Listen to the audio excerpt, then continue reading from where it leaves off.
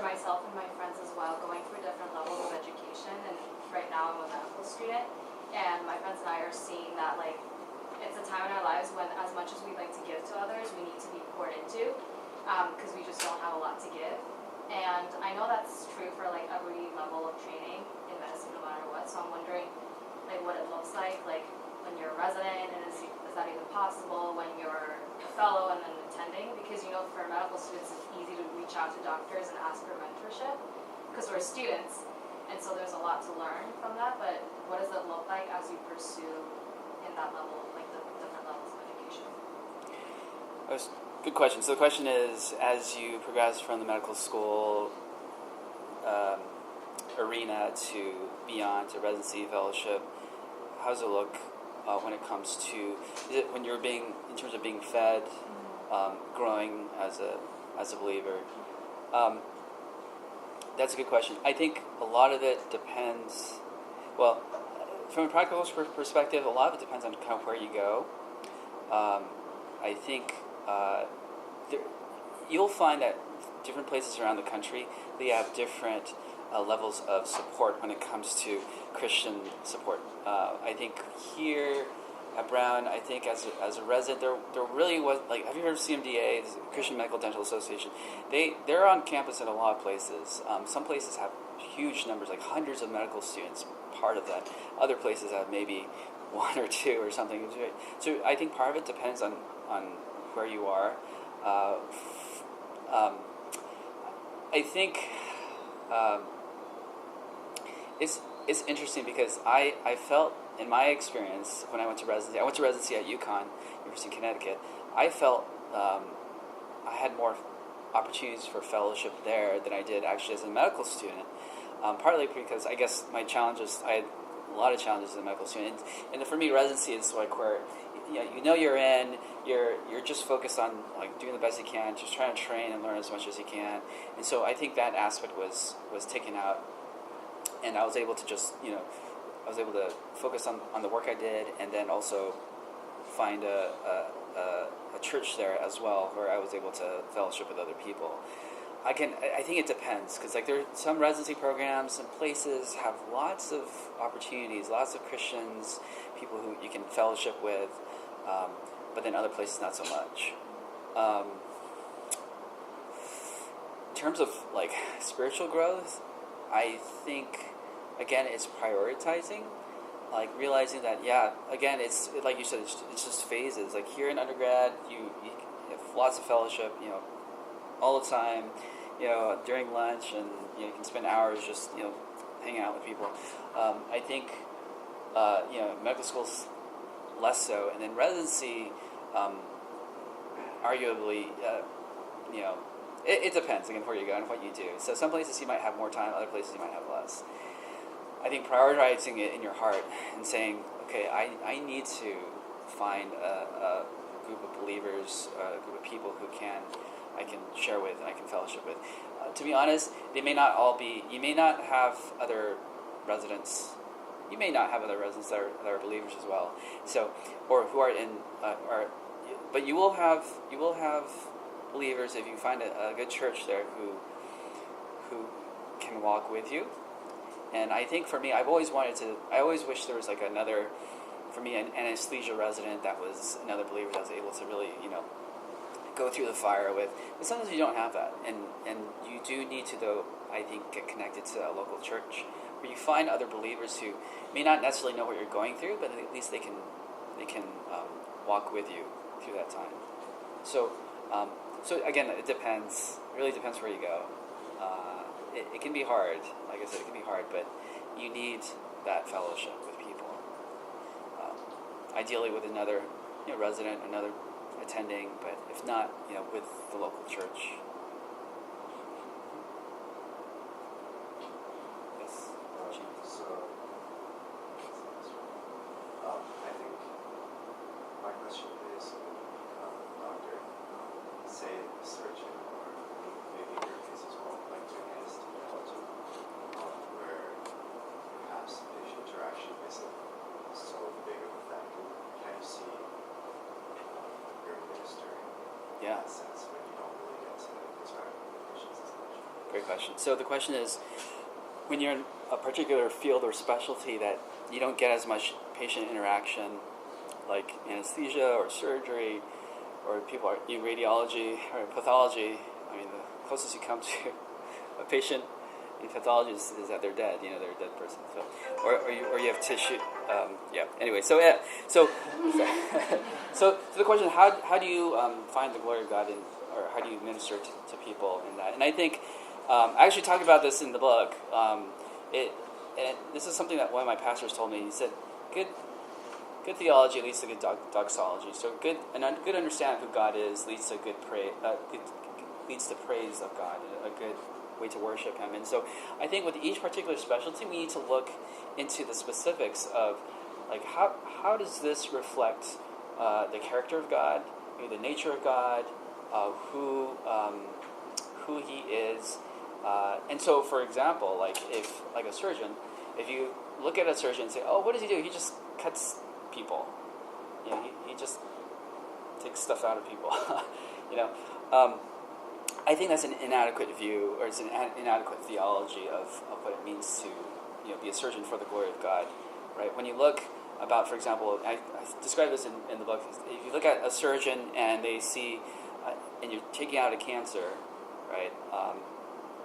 That's that's sort of a reflection of what Christ is doing to the world, in the sense that He's renewing the world. He's making all things. He's redeeming it. He's making things as the way it should be. So in the same way, a surgeon is sort of almost like the hands of God, helping to remove that which was not meant to be into something that was meant to be. Kind of the same way with like anesthesia. A lot of people say, "Well, you're just putting people to sleep. You don't talk to them," right? And that's kind of inadequate on many levels. We do talk to patients before we get them off to sleep. We need to do a sort of a very focused history and physical and talk to them. And during that time, people, I don't know if any of you guys had surgery, but during that time right before, that's typically the most nerve-wracking time. People realize that they don't have control of their lives during that time, because it's in control of me, right? It's like basically you don't control your breathing, you control your heart rate, you're powerless. And I think that sense of losing control really scares people. And I think that time is brief, but it's also very meaningful, because of that they're worried, they're scared. They don't know if they're going to live or die right after anesthesia. So it's that time I can minister God's comfort and His kindness and His presence. When I talk to them, I want to be able to sort of be Christ to them in that. And sometimes, and I didn't go into much detail, but it may mean praying with them, or in a different other specialties have a little more opportunity for sharing the gospel with them, and then people sometimes wonder about the ethical aspects of that and whatnot. It's actually okay. It's okay if you do it ethically, and if they're agreed to it and they're open to it, then it's fine to do. These pre-med and medical sort of summer programs, they kind of help you walk you through that, to do it in a way that's appropriate. So anyway, there's a lot of different ways to look at it. I think as you're thinking about going into a particular specialty, you should focus on like how is Christ's presence and His all His characteristics. How does that fit into that particular specialty? So does that kind of give? I sort of brushed the top of that, but does that kind of make sense?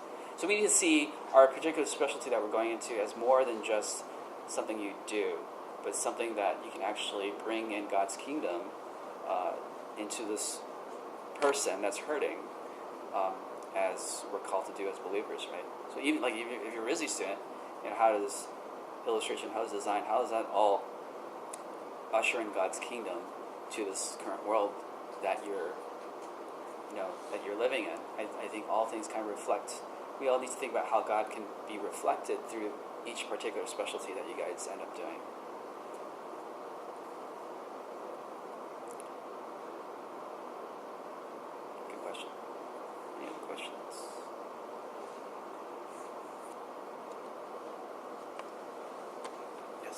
This might be a little hard question. I was at a med talk yesterday, also on that ground, and one doctor talked about trans-specific medicine and medicine evolving towards and for LGBTQ community.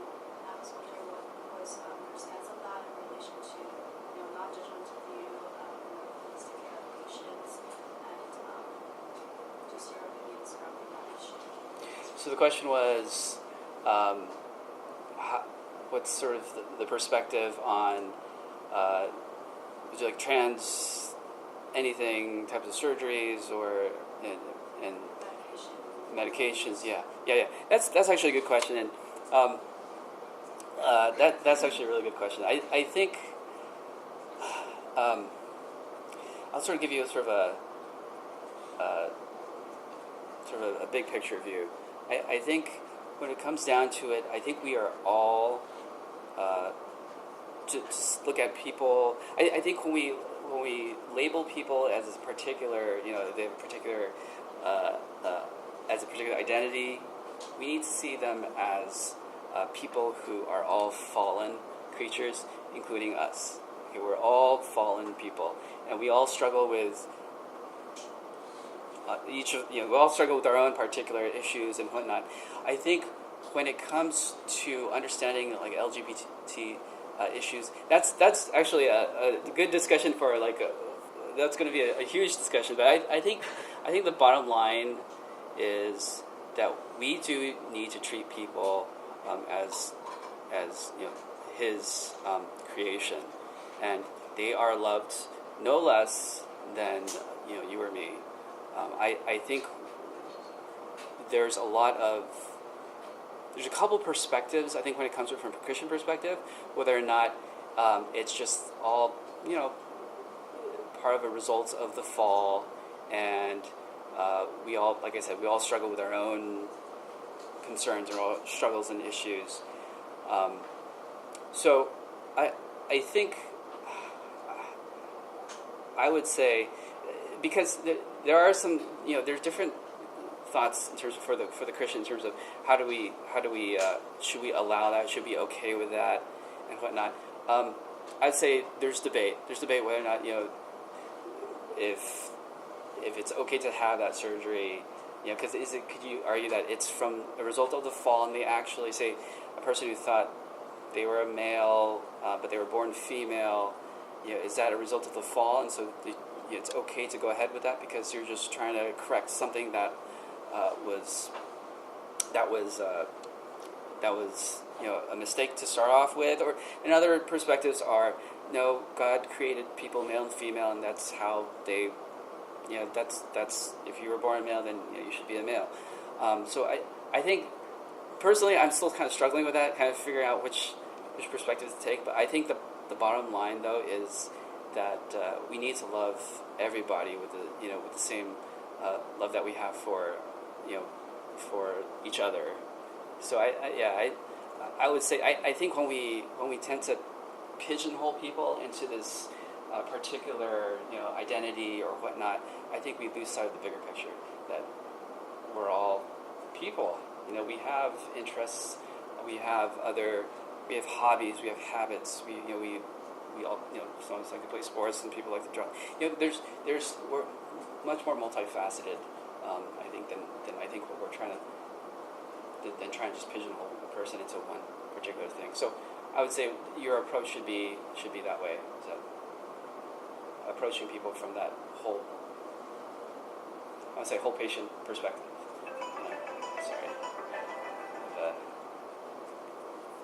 I hope I don't get a ticket. I parked my car and it's the alarm. So anyway, does that kind of help in terms of just at least a general approach?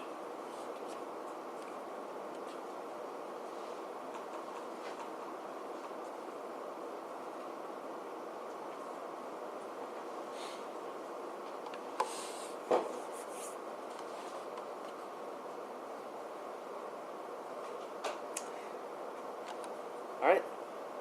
Yes. Just when you're working with your colleagues, and I'm sure you have colleagues that are non-Christian, do you find yourself in a position where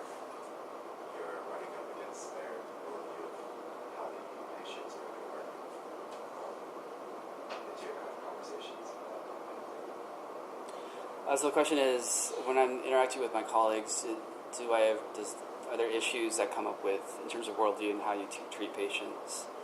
To be honest, not really. Just in terms of my specialty, I think it's very in terms of ethical concerns and whatnot, not so much, to be honest. I think if you were an OBGYN or you were a family practice doctor, there might be some concerns, especially when issues with abortion or hot button topics, stuff like that. I think there might be some conflict. But in terms of what I do, honestly, not really. It's mostly, how do you get a patient safely through surgery with as safe anesthetic as possible. The only challenges really are from maybe say Jehovah's Witnesses who don't allow blood transfusions, right? But even so, it hasn't really been so much of a concern. Yeah, patients typically do fine. So I wish I could speak more to that, but no, I don't think, I haven't really run into any concerns. Ashley? So, clinical success, how does that, do you ever find that that success makes you start to build your own kingdom, and start to be prideful of yourself? Yeah. So the question is I guess outward success, does it ever challenge me to want to build my own kingdom or tempt me to build my own kingdom? And I think it's funny because it's rare because I honestly don't necessarily see myself as successful. I think just maybe on paper, I guess, but the challenges I've been through, I feel like it's just because I think I am prone to pride. And yeah, I think when if doctors they make more money than the average population, and so they can afford more, they can buy nicer houses or cars or whatever. So I think in that sense there is that temptation, but I think for me, the road is just sometimes just been so windy that a lot of times I just can't take credit for it, and I think God probably did that on purpose because He knows I probably would take credit for it really quickly if I accomplished everything myself. Like I mentioned before, not matching, even though I wanted that prestigious specialty, and then God sort of just provided an anesthesia spot that opened up. Going to Fresno. I'm from Southern California, so I kind of wanted to go down there, but then there weren't any jobs that were available, so I just took the job in Fresno, and I have family in Fresno too, so it kind of worked out that way. But it was, and then becoming chief, it's kind of like, honestly, I'm not the type of person that guns for these type of positions. I'm not someone that I want that position. I can call myself chief.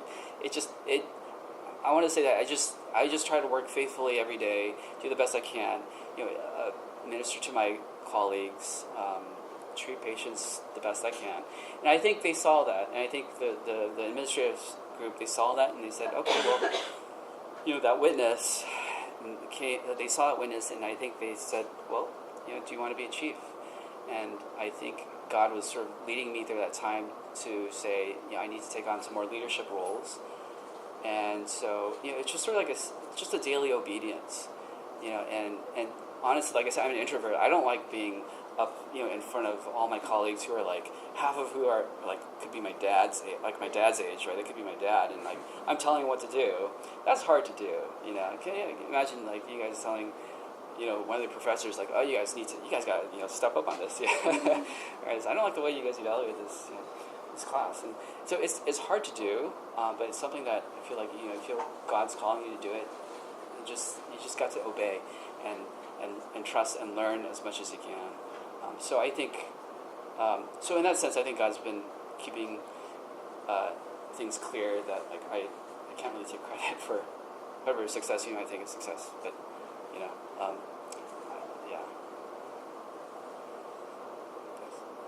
feel like the struggle a lot of people as in college is sort of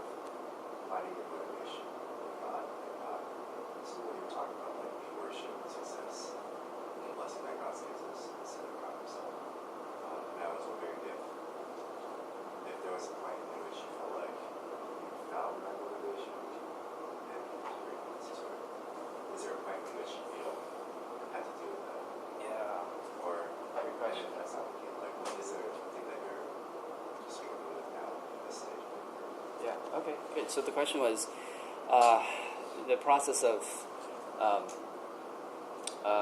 putting our hope and our trust in things other than God. Are there things that I struggle with now in terms of, I guess, my career and life? And I think it's a struggle that it's going to be a lifelong struggle. Honestly, I think different things come up that you'll struggle with different things as you go through different phases. I think I'm trying to think. Probably the one, like my phase right now is I have 2 kids, and as an undergrad, it's like it's really not on your mind, right? You don't think about like raising kids and that sort of thing. So I think I'm at that phase where raising children is one of the it's a blessing, but it's one of the greatest challenges for me. And when it comes to success, like I think it's always going to be an issue, especially if you're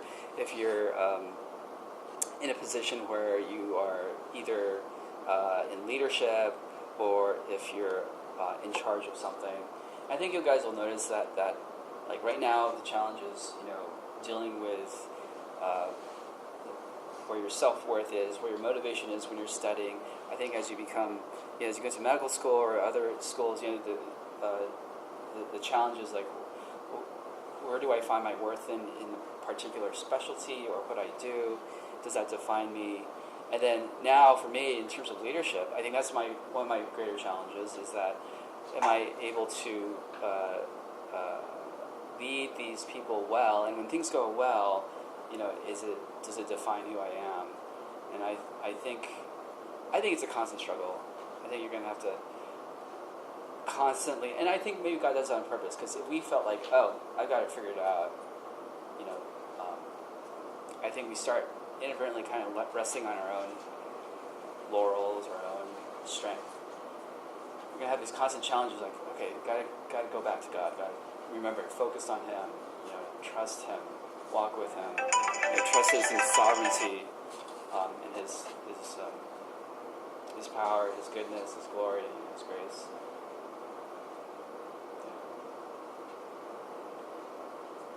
I think that's a good note on which to conclude things. Can we give Eric a round of applause?